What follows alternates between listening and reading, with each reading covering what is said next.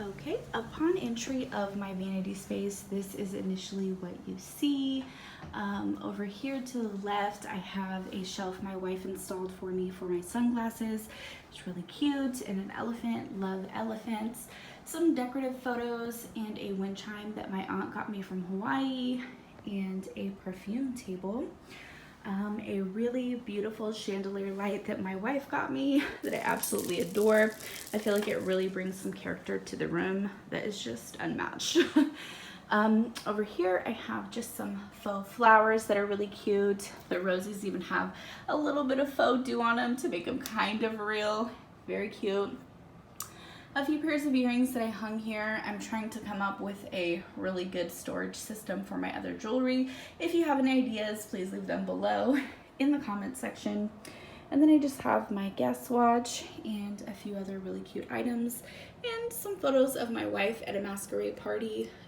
We were at a masquerade party about 3 years ago. I still really like the photo, so.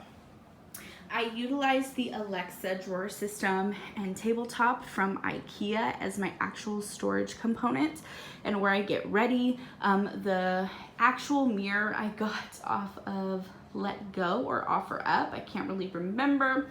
The actual lights are from Amazon. I can link those in the description below. This is 2 streams of lights.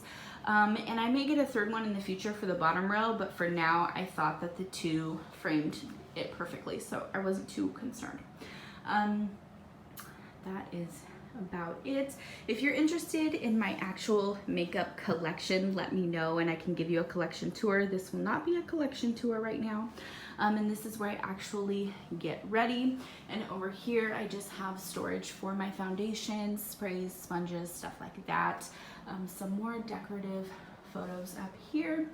And then it just hands around that way. I hope you enjoyed seeing my vanity space. If you're interested in seeing my collection, again, please leave it in the comments below and I would love to review my collection with you.